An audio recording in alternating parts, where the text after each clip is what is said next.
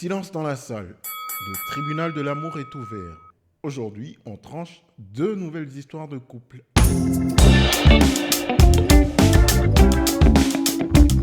Salut tout le monde. Bon, on espère que vous allez bien.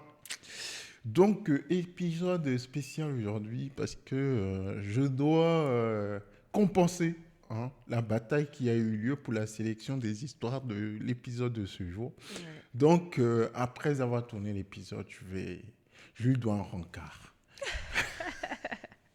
Parce que on avait du mal à choisir les histoires et vu qu'on n'arrivait pas à se mettre d'accord, on a fait pile ou face. Et c'est moi qui ai gagné. Donc, c'est lui qui a choisi les deux histoires de cette semaine. Ouais, donc les histoires, c'est moi qui les ai choisies. Et c'est ça, exact.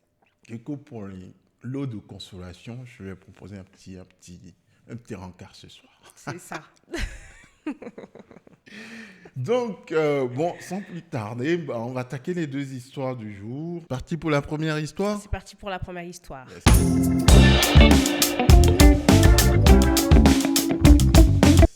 Alors, première histoire appelée à la barre. Mm-hmm. Le titre, c'est « J'ai découvert qu'il est mon cousin et je l'aime ». Bonjour Mas et Belle, je suis perdue. J'ai une histoire que je n'ose dire à personne, mais j'ai besoin de votre avis. Je vous écris parce que je vis avec une vérité que je n'aurais jamais dû découvrir de cette façon. Je suis en couple depuis presque 2 ans avec un homme que j'aime profondément. On s'est rencontrés dans une ville que celle de nos familles. Rien ne nous reliait, du moins c'est ce que je croyais. Il y a un mois, je suis allée rendre visite à une vieille tante du côté de ma mère. Je ne l'avais pas vue depuis longtemps. On a passé l'après-midi à discuter, on s'est rappelé des souvenirs. À un moment, elle a sorti de vieux albums photos. Des albums jaunis, pleins de photos d'enfants, de familles, de personnes que je ne connaissais pas. Je feuilletais sans trop faire attention jusqu'à ce que je tombe sur une photo. Un petit garçon. Et là, mon cœur s'est arrêté. C'est lui. Le même regard, le même sourire, la même photo que mon copain m'avait déjà montrée de lui enfant. Sur le moment, j'ai essayé de me convaincre que je me trompais. Mais plus je regardais les photos, plus c'était évident. J'ai senti un froid me traverser. J'ai demandé à ma tante d'une voix que j'essayais de rendre normale, « C'est qui ce petit garçon ?» Elle m'a répondu, « C'est le fils de ta sœur, c'est le fils de la sœur de ta mère. » Puis elle a ajouté comme si c'était anodin, « Tu sais, celle avec qui ta mère ne se parle plus depuis des années. » À ce moment-là, j'ai compris, toute seule. Mon copain était mon cousin maternel. Ma tante ne le sait pas, ma mère ne le sait pas, la mère de mon copain ne le sait pas non plus. Les familles se sont séparées il y a plus de 20 ans, aucun contact, aucune photo récente, aucun lien. Lui et moi, on ne s'est jamais connus enfants, on n'a jamais grandi ensemble, on ne savait absolument rien. Depuis un mois, je garde ce secret. Quand je le regarde, je ne le vois pas comme mon cousin. Je vois l'homme que j'aime. Celui avec qui je ris, je dors, je fais des projets. Je n'ai aucun malaise avec lui, juste de l'amour. Mais je sais que si je parle, tout s'effondre. Notre couple, 2 familles, des vérités enterrées depuis des années. Ça fait 1 mois que je vis avec cette découverte. Et je vous demande de trancher parce que je suis incapable de décider seule. Dois-je lui dire la vérité, même si ça détruit tout, ou me taire et continuer à aimer quelqu'un que je ne vois pas comme mon cousin. Voilà pour la première histoire. Ok. Bon, alors, qu'en penses-tu ? J'aimerais avoir ta posture de femme afin que tu te projettes dans cette histoire-là, que tu te mettes dans sa peau et que tu me dises concrètement ce que tu en penses. Alors, on ne peut pas la juger au début parce qu'elle ne savait pas que c'était son cousin. Donc voilà, elle a juste rencontré un homme avec qui elle s'est bien entendue. La relation s'est faite et puis voilà quoi, elle est tombée amoureuse d'un homme qu'elle ne considérait pas comme quelqu'un de sa famille et son cousin. Okay. Donc jusqu'à là, franchement, on ne peut pas l'incriminer ou la juger. Tu vois. Maintenant, elle a découvert que c'était son cousin. Je peux comprendre que c'est un choc parce que elle découvre comme ça que 2 ans de sa vie, elle a quand même vécu avec quelqu'un qu'elle aime aujourd'hui et c'est son cousin, c'est un choc. Mais le fait qu'elle dit elle ne sait pas quoi faire, si elle doit continuer la relation ou pas, Ouais. là, j'ai du mal, par contre, à être d'accord avec elle. Mhm. Je peux comprendre qu'aujourd'hui, elle a des sentiments pour cette personne, Ouais. que finalement, ça peut être difficile de la quitter ou même d'arrêter totalement la relation parce qu'elle ne le voit pas comme son cousin, c'est l'amour fou et c'est compliqué. Mais Mais c'est malsain de rester dans une relation comme ça. genre, tu vois, tôt ou tard, ça va s'apprendre. D'accord? Bah oui, bah tant qu'elle le sait. À moins que ils veuillent pas se marier et les familles vont jamais se rencontrer. Oui. Parce que si à un moment ou à un autre, La présentation. tu veux aller plus loin et tu cherches à formaliser les choses, il va bien falloir que vous vous présentez les uns les autres à la famille. Et la sœur de ta daronne va bien reconnaître le fils de sa sœur. Bah non, parce qu'elle dit que ça fait longtemps qu'ils ne se sont pas vus. Donc même sa mère ne connaît pas le fils de sa sœur. Enfin, elle ne sait pas à quoi il ressemble aujourd'hui. Il n'y a pas de photos récentes, il n'y a pas de... Ils sont sur les photos d'album. Donc si elle l'a reconnu sur la photo, Sa mère pourrait l'autre aussi. potentiellement le reconnaître. Et à un moment ou à un autre, les familles vont se rencontrer. Oui, à un moment ou à un autre, il y aura des noms de famille, il y aura quelque chose qui va venir... Les familles vont se rencontrer. Et moi, j'ai choisi cette histoire parce que justement, c'était pour illustrer quelque chose que j'ai vécu personnellement, mais pas côté sentimental. En fait, j'allais dans une salle de sport Ouais, et j'ai connu un mec. ouais. On a bien matché, sympathisé et tout, ok, tu vois, on est resté en contact. Et même quand j'ai quitté le pays, après, quand je suis venu ici, on est resté en contact. Et aujourd'hui, lui aussi, il est venu ici. Ouais. Tu vois? Et un jour, comme ça, bah, on discutait et il me sort le nom de famille de sa mère. Ok, ouais. Et je lui dis, mais c'est mon nom de famille, là. D'accord, ok, oui. Comment ça, ta mère porte mon nom de famille? Et on recherche un petit peu, et je me dis, mais en fait, t'es mon cousin, mec. Ok. T'es pas mon pote, en fait, t'es mon cousin. Alors que vous vous êtes rencontrés comme ça par hasard. C'est Il y ça. avait pas... Ok, d'accord, je vois. Sa daronne portait le même nom de famille que moi. D'accord. J'aurais jamais deviné ça, tu vois? Oui, bah oui. Si les te noms parle- n'étaient pas venus au devant de la scène comme ça. Ouais, c'est... Et c'est des choses qui arrivent. Et à un moment, quand tu parles, quand vous allez vous présenter, bah les gens, ils vont capter, quoi. Voilà, ben, vous allez présenter la famille. Bien, ta daronne va rencontrer sa daronne à un moment oui, ou à un autre. oui. Même si les enfants ne se reconnaissent pas, les darons et les Oui, daronnes ils vont se reconnaissent. reconnaître. Parce qu'au moment où tu vas dire à ton chéri va dire je vais te présenter, il faut que les parents se rencontrent. Si tu sais pas que c'est ton cousin, vous allez simplement faire des rencontres normales comme un couple normaux. Et puis Et là, les darons on va vont rendre se compte que, dire, mais c'est ma sœur. wow, qu'est-ce que vous foutez là, Ouais. les gamins, quoi. Oui, oui, oui, bah oui. Au bout d'un Donc, moment, ça va se savoir. C'est pas un secret que tu pourras garder longtemps. Sauf si vous n'envisagez pas d'officialiser vos, Jamais faire de vos relations. présentation, Voilà. Ça, c'est le premier volet. Donc, ce secret-là, il ne sera pas bien gardé très longtemps. Voilà. Deuxième chose, je suis désolé, mais les enfants aussi, il faut y penser. Il ne faut pas penser qu'à soi. Hein. Ça, il y a des trucs congénitales, consanguins, ou je sais pas quoi. Là. Tous les trucs d'alliance entre les familles, c'est un peu... Voilà, il faut penser aussi aux enfants. Il y a un risque c'est vrai de que santé. le risque n'est pas... ça arrive pas tout le temps, on Ouais. va dire, mais ça peut arriver. Voilà, il y a ce que vous Il y a ressentez, un il y a risque. aussi et le risque, vous ne savez pas, vous jouez au loto. Hein. Et, Là, il faut pas mettre simplement les sentiments en avant, il faut quand même raisonner et se dire que il y a des choses qu'on ne peut pas faire et qu'il faut mettre tes sentiments de côté et se dire que là, c'est pas possible, quoi. Il faut arrêter et tu vas rencontrer une autre personne avec qui tu vas créer des liens. Tu n'es pas obligé d'être en couple avec ton cousin. Et le fait de lui cacher aussi, finalement, c'est pas une bonne idée. Parce que là, ça fait 1 mois que tu lui caches que c'est ton cousin. Tu continues à vivre une relation avec lui comme si de rien n'était. Vous continuez à avoir des rapports et tout.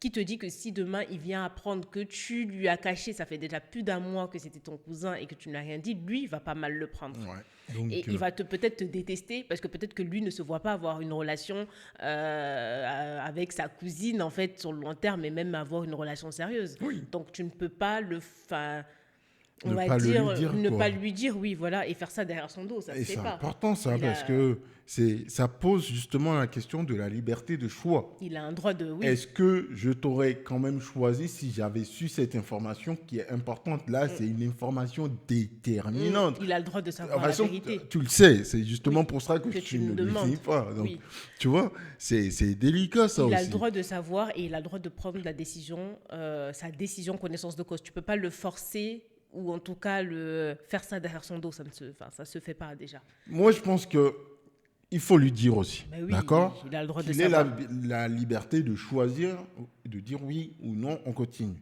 Deuxième chose, dans tous les cas, même si vous décidez de continuer et qu'il dit qu'il ne veut pas séparer parce que lui aussi, il est fan de toi, et qu'il ne te voit pas comme sa cousine. Très bien. Comme j'ai dit tout à l'heure, c'est que c'est un choc et que là, ça chamboule tout dans ta tête. Mais assieds-toi et réfléchis. Tu verras qu'il y a beaucoup plus d'inconvénients que d'avantages. Tribunal de l'amour, verdict. Bon, pour moi, tu es coupable. Enfin, tu es un demi-coupable, je dirais. Coupable. Non, pas coupable sur ce qui s'est passé, mais sur la question que tu me poses, oui, coupable. Oui. Voilà. Sur la question, franchement, si on se base simplement sur la question, tu es coupable totalement. Oui, tu n'as pas caché quoi que ce soit, tu n'as pas... Non. Déjà, de toi-même, moi, je t'encourage fortement à sortir de là. Dis-lui si tu le souhaites, mais dis-lui et puis tu lui dis que non, on ne continue pas, tu vois, même si lui veut continuer. Ne prenez pas cette décision. Voilà, il faut penser à demain, il ne faut pas juste penser à aujourd'hui, hein, parce que voilà, la vie, c'est pas que maintenant. Hein. Surtout que vous allez construire quelque chose dans la durée, et là, c'est problématique. Pour moi, c'est trop problématique. Il ne faut pas faire ça. Hein. Faut pas... Non. Moi, je suis totalement contre. Ouais, moi aussi, je sais qu'il y en a qui vont dire... Qu'il y a certains, non. Il y a certains pays, certains endroits où ils le font, ça. Oui, très bien. Moi, on demande l'avis de Mas et Belle. Tu vois, moi, je donne mon avis. Moi, Mas, je dis non. Non, faut pas. Franchement, sors de là. Trop de risques, trop d'inconvénients. Non, c'est pas... Ouais. Vaut mieux avoir une petite peine là. Peine de cœur, ça va passer. Tu rencontreras quelqu'un d'autre. C'est un choix courageux que de dire non, je m'arrête là. Trop dangereux que de continuer. Franchement, tu auras plus de mérite à sortir de là la tête haute en sachant bien les inconvénients et te disant non. C'est vrai que j'ai des émotions, mais ma raison, non. Je peux pas, tout simplement, que de laisser couler tout ce que ta tête, ta réflexion te dit et de suivre le flot de tes émotions qui... les émotions, hein, vous savez, hein, ça varie, ça monte, ça va, c'est jamais stable. Donc, non, faut pas faire ça. Ouais. Donc, nous, le conseil qu'on peut te donner, en parler à ton cousin et quitter cette relation. Arrêter, mettre un terme. Voilà, ne réfléchis pas, quitte. Même si lui veut, tu quittes quand même. Voilà. Bon, c'est parti pour la deuxième histoire. Yes, ma préférée.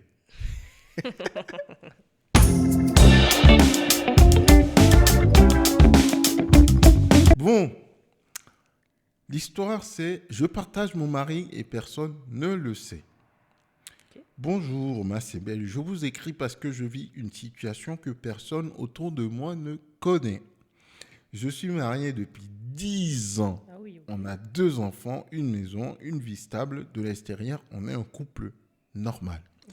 Mais depuis 3 ans, mon mari entretient une relation avec une autre femme. Aïe. Et le plus choquant dans tout ça, c'est que je le sais. Je ne l'ai pas découvert par hasard. C'est lui qui me l'a avoué. Il m'a dit qu'il m'aimait, qu'il ne voulait pas me quitter, qu'il ne voulait pas détruire notre famille, mais il m'a aussi dit qu'il ne pouvait pas renoncer à cette autre femme. Il m'a demandé quelque chose que je n'aurais jamais imaginé accepter. Rester ensemble en sachant qu'elle existe. D'accord. Au début, j'ai refusé. J'ai pleuré, j'ai crié, j'ai voulu partir, mais quand j'ai regardé mes enfants, quand j'ai pensé à notre vie, à tout ce qu'on avait construit, j'ai eu peur. Alors j'ai accepté. Aujourd'hui, je vis cette situation. Il rentre à la maison, il est un bon père, un mari respectueux, mais je sais que certains soirs, il est avec elle. Je fais semblant de ne rien voir, de ne rien dire. D'accord. Je me dis que je préfère une vérité douloureuse à un mensonge parfait. Ok. Mais parfois, je me demande si je suis trop forte ou si je suis simplement résignée. Ok. Alors, je vous demande de trancher. Est-ce que j'ai fait preuve de maturité pour préserver ma famille ou est-ce que je me suis totalement oublié? Tu comprends maintenant pourquoi j'aime cette histoire? Oui, je comprends bien. Dilemme mainstream, très courant. Ouais, ça arrive souvent, ouais. Et c'est un sujet sur lequel il n'y a pas vraiment de bonne réponse. Ouais. Il n'y a pas vraiment... Là, on est sur une forme de polygamie. Voilà. C'est pas autorisé en France, mais on est sur une forme de polygamie C'est ça. non déclarée sur papier. On va dire ça. Donc, en fait, monsieur vit simplement... Il a 2 foyers, quoi. Il a deux familles, 2 situations. Donc, comme tu dis, il n'y a pas vraiment de bonnes ou de mauvaises choses à faire dans ces situations-là, parce que c'est un choix personnel. C'est un choix il y a des femmes qui acceptent totalement cette polygamie dans d'autres pays, par exemple, qui sont OK avec ça, et d'autres qui ne l'acceptent pas. Ouais. Mais ça, c'est vraiment un choix qu'on prend. Si toi, tu te sens bien dans cette situation et que finalement, tout se passe bien et que tu es bien là-dedans, c'est un choix. Ouais. C'est un choix. C'est difficile. Hein. Maintenant, si ça te dérange et que tu trouves que c'est quelque chose qui te pèse dans le temps, à ce moment-là, c'est que finalement, tu ne l'acceptes pas vraiment. La situation, tu ne l'acceptes pas vraiment. Donc là, c'est autre chose. Mais je pense que si tu viens nous en parler aujourd'hui, c'est que tu ne l'acceptes pas vraiment et que la situation te pèse, finalement. Ou simplement parce que tu te rends compte que c'est pas habituel. Enfin, c'est pas on va dire, comment on dit ça? Un schéma, c'est pas un schéma habituel. C'est rare qu'un mari vienne te voir et te dit, en tout cas ici, si on doit parler simplement de la France, qui vient te voir pour te dire, j'ai une autre femme, voilà, j'aimerais bien garder les 2, toi et elle, et faire double famille, quoi.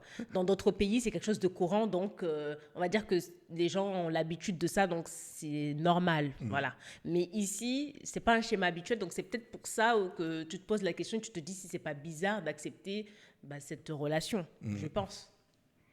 En tout cas, c'est douloureux pour elle. Tu vois. Moi, je suis d'accord avec toi sur le fait que si elle en parle finalement, qu'elle vient l'évoquer, c'est qu'elle n'a pas complètement accepté la situation. Elle n'a pas complètement accepté la situation. Maintenant, tu nous demandes notre avis à nous. Et c'est ce qu'on va faire. On va te donner notre avis sincère. Moi, première chose pour moi, c'est le contrat. D'accord? Quand on a un contrat, on a un contrat. Si je rentre dans la relation en me disant qu'on est dans la monogamie, je ne veux pas des années après rentrer dans la polygamie. Le contrat de base, c'est le contrat de base. Si tu veux changer le contrat de base, il faut qu'on en rediscute et qu'on échange les consentements. Voilà. Sinon, c'est le contrat de base. Donc, si je n'ai pas accepté d'aller là-bas et que tu veux changer de registre, tu vas finir ton histoire tout seul. Moi, je ne suis pas dans ton histoire. Ouais, je suis d'accord avec toi. Voilà. Et ça, c'est une erreur qui pour moi, c'est une erreur d'imposer la situation à quelqu'un comme ça. Mais aussi, il y a aussi le volet où, et ça, alors, ça va peut-être blesser 2-3 personnes, mais c'est important de le dire aussi parce que des fois, on se dit maintenant quel est le bon moment pour pouvoir imposer ce type de situation à quelqu'un. Tu vois, une fois qu'on est déjà dans une relation assez bien installée, des fois, on se dit mon partenaire ne va pas tout lâcher parce que non. Tu vois? Non. Ça fait 12 ans qu'on est ensemble. Ça fait 10 ans. Oui, là, tu te dis... Vas-y, je prends. Et puis, je dis, elle ne va pas lâcher. Tout va bien. Il y a la maison, il y a les enfants. On est bien, tu vois. Le petit calcul, ils se disent, non, elle va rester. Non, elle va rester, tu vois. Et du coup, tu viens tant que je gère tout... je vais essayer de lui fermer les yeux sur mon comportement à la maison et ça va bien se passer, elle fermera les yeux dessus. Exactement. Et donc, voilà, il y a des gens qui font ça et ils arrivent comme ça à faire passer la pilule, tu vois, parce que c'est une situation qui n'aurait probablement pas été acceptée si on était dans la relation et sans enfants. Je pense que les enfants dans la relation, ont beaucoup ça pesé. joue et aussi l'ancienneté de la relation. Tu vois, si c'était 3 ans sans enfant. enfant et il m'annonce ça, la réaction n'aurait pas du tout été la même Je que... pense qu'il y a beaucoup de choses qui ont pesé sur la balance. Le mariage, donc ça entraîne un divorce qui va être peut-être compliqué. Les enfants qui ont beaucoup pesé. De toute façon, elle le Ouais, dit, l'image, qu'elle a pensé à sa famille c'est et aux ça. enfants. Et je pense que c'est le fait de tout recommencer. Je pense elle a peur surtout. Elle se dit, est-ce qu'elle va retrouver quelqu'un avec les enfants qu'elle a aujourd'hui? Est-ce qu'elle va pas se retrouver toute seule? Il y a beaucoup de questions que tu te poses. Et finalement, tu te dis, est-ce que c'est pas mieux de rester dans cette relation qui me convient à moitié, mais au moins j'ai mon mari et les enfants sont là ça. et tout le monde est heureux. Et je m'oublie un petit peu dans mon bonheur, parce que finalement, je pense que tu n'es pas heureuse dans ça. Donc, oui, Il y a ça qui joue tu t'es aussi. un petit peu oublié, oui. Tu Oui. t'es fait passer en dernière position. Tu as d'abord pris tous les autres paramètres de la relation et tu t'es dit, bon, ça, je peux pas, ça, je reste. Et tu t'es mis en dernier et tu t'es dit, mon bonheur passe avant tout ce que j'ai mis avant. Voilà.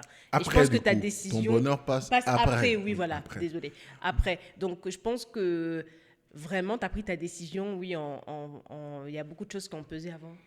C'est pas une décision que tu ne veux pas réellement cette situation. Cette situation, tu n'en veux pas. Mais il y a des choses qui ont pesé et tu as pris cette décision. Ouais, c'est une contrainte soft power, comme on dit, tu vois. C'est pas, je te l'impose, c'est, je veux quand même que ce soit comme ça, je peux pas renoncer à l'autre et puis fais ce que tu veux. Et puis, autre chose que je dirais aussi, alors ça, je rapporte un peu à moi, mais moi, je ne négocie pas ma santé. On a déjà fait une vidéo là-dessus où on a reparlé. Et moi, c'est le facteur décisif qui va me faire... je quitte. Pourquoi? Parce que ma santé, c'est... quand je suis malade, c'est appeler les pompiers. Humeur, même un petit truc... appeler les pompiers. Bon, elle me taquine des Drama fois. Queen. Ça va. Faut se calmer aussi. Une fois, j'ai chopé le Covid. Putain, j'ai cru que j'allais... Drama Queen. Il nous fait tout un speech. Donc, déjà, je peux pas te faire confiance pour que tu fasses attention avec quelqu'un avec qui je connais pas et à qui je peux pas faire confiance. Tu vois? Et ça, tu vois, pour moi, c'est le facteur décisif qui me fait dégager de là. Parce que on prend pas ça en compte. Je sais pas comment ça se passe là-bas, tu vois? Tu sais pas ce que la femme là-bas fait en dehors de ton mari, quoi. Ouais. Et est-ce que toi, par exemple, à chaque fois que tu le vois, est-ce que quand ce truc se passe pas à l'esprit, ça te casse pas un peu ça doit te casser ton monde. Et puis même les jours où il passe pas à la maison, où il doit aller chez l'autre femme, t'es pas bien.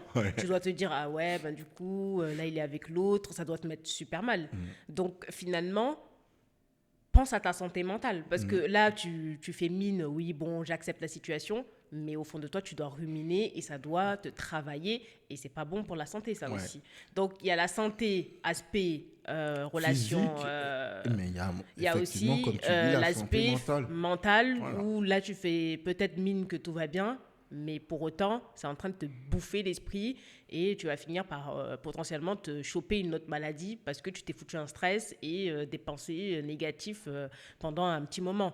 Pendant que lui, il profite, il a le beurre, l'argent du beurre, tout va bien dans sa vie, il va faire sa petite famille là-bas. Donc, bon, c'est pas pour critiquer ton mari, mais il est plus dans un truc égoïste, quoi. Il pense à lui, il profite de son truc. Lui, la situation lui va très bien. Il pense pas que toi, ça pourrait te faire du mal. L'autre femme là-bas, elle a accepté, elle est rentrée dans la relation en connaissance de cause. Toi, tu as dû accepter la relation, pas vraiment accepter, mais tu subis un petit peu la décision de ton chéri, quoi. T'es pas rentré dans la relation en connaissance de cause. Est-ce que tu penses que lui, il aurait accepté si la situation était inversée?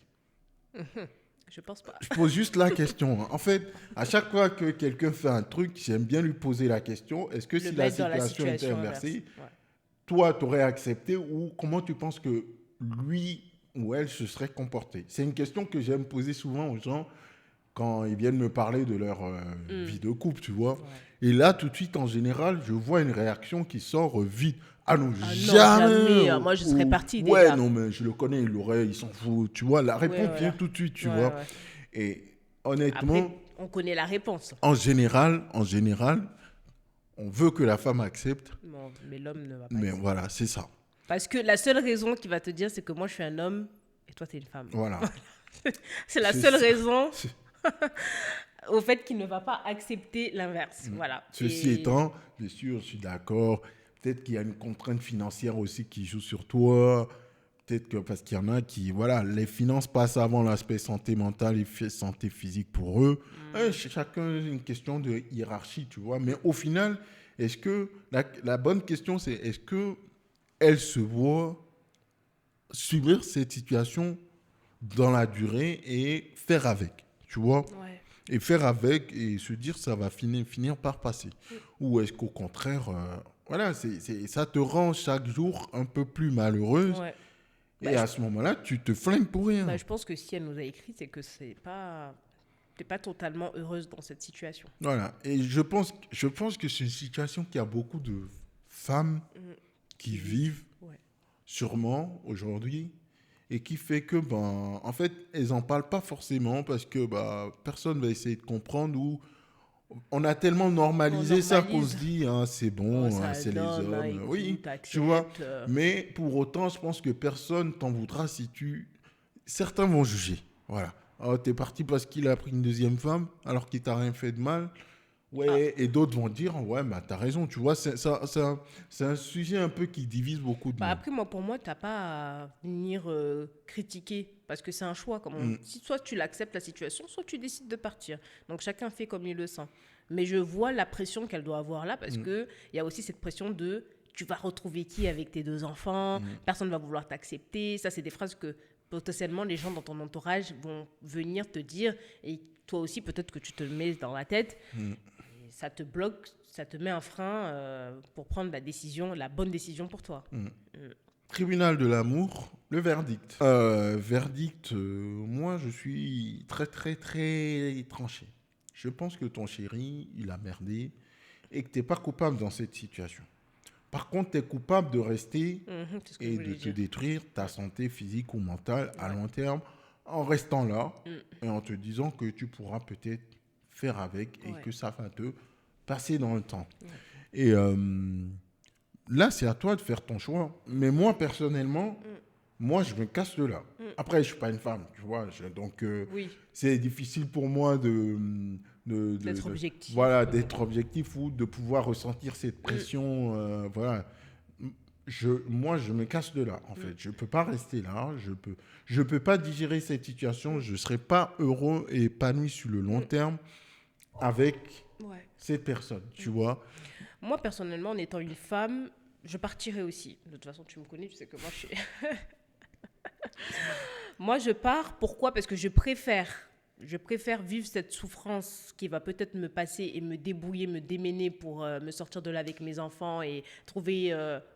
avoir ce petit passage un petit peu compliqué peut-être de ma vie et ne pas avoir à subir cette personne qui vient casser mon mood tous les jours, que de rester avec une personne et me faire du mal dans la relation.